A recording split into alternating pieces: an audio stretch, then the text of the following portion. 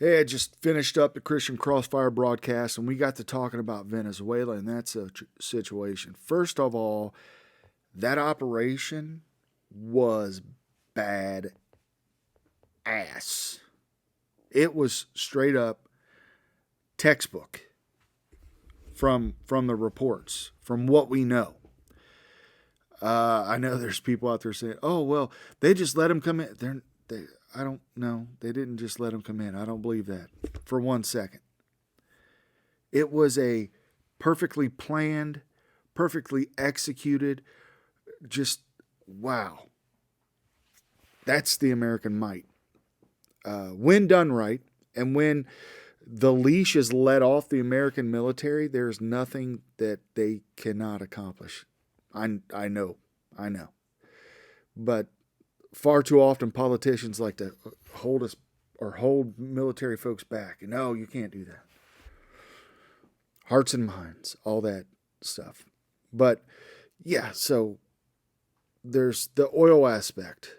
There's also people talking like this. I am not defending Maduro, and of course I'm happy for the people of Venezuela to be liberated, but Americans celebrated the liberation of the Iraqi people after Saddam Hussein. They celebrated the liberation of the Libyan people after Gaddafi, and this is the same Washington playbook that we are so sick and tired of, that doesn't serve the American people, but actually serves the big corporations, the banks, and the oil executives.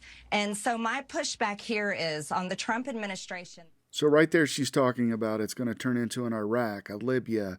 That's the talking point that's going around. Well, there's two good distinctions why it's not going to end up like that. Libya, Iraq, Syria, all that, that's Middle East. This is Venezuela. That's South America. Here's the second distinction. Middle East, Syria, Libya, Iraq, they're Muslim. The number one religion in Venezuela, Roman Catholic. Venezuela is a little more civilized than Iraq or Syria or the Middle East, period. Sorry, I'm a little biased. I like Americans, even if they're South, right? Another thing that I was thinking about, people keep talking about it's the oil. It might be. Something I just thought about. Who was Trump's Secretary of State, first Secretary of State? Rex Tillerson, former CEO of ExxonMobil. So obviously Trump's in with the oil guys, much like Bush was in with the oil guys, much like what president hasn't been in with the oil guy. Oil is big time, right? The petrodollar. Okay? It might be about oil. But it also might be about stabilizing the Western Hemisphere, the Monroe Doctrine as well. It might also be that Maduro was a dictator. He was not elected.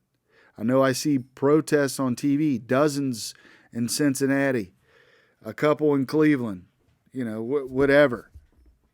Signs got printed up pretty quick, and, they might be paid protesters.